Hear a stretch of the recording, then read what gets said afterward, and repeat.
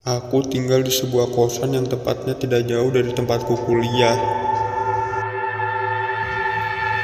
Kira-kira hanya dengan berjalan kaki 5 menit saja sudah sampai ke kampus. Tempat kos ini merupakan bangunan lama yang telah direnovasi. Kejadian-kejadian aneh sering menimpa teman-temanku, tapi kebetulan cerita ini aku alami sendiri. Pada saat malam hari sekitar pukul jam 8 malam, aku berada di dalam kamar kos sendirian. Belum ada yang aneh saat itu. Dan karena lapar, lalu aku keluar untuk mencari makan. Tepat jam 10 malam aku kembali ke kosan. Namun, saat itu aku merasa ada yang aneh dengan kamarku. Karena takut, aku bergegas menuju kamar temanku, Tejo, untuk ikut tidur di kamarnya. Singkat cerita, pada tengah malam aku terbangun karena terganggu oleh suara dinding kamar kos yang diketuk-ketuk tanpa henti. Yang kebetulan aku tidur di dekat pintu kamar.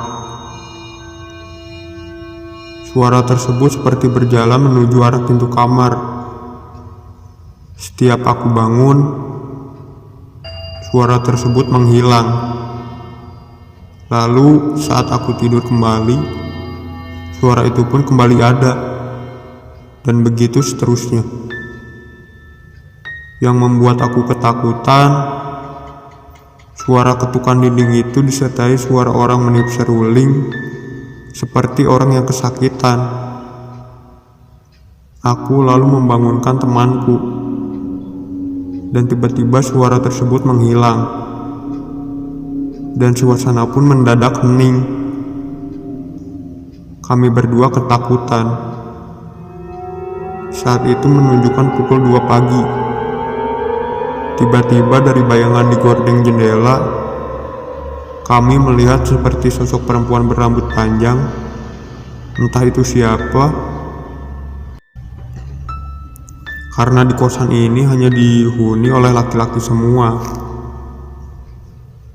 Tengah berjalan bolak-balik di depan kamar. Bersamaan dengan itu, suara seruling tadi kembali terdengar. Sampai akhirnya kami berdua menyalakan TV di kamar untuk mengurangi ketakutan. Setelah adzan subuh, suara itu pun menghilang. Dan ternyata beberapa teman kami di kamar yang lain pun mendengar juga suara tersebut.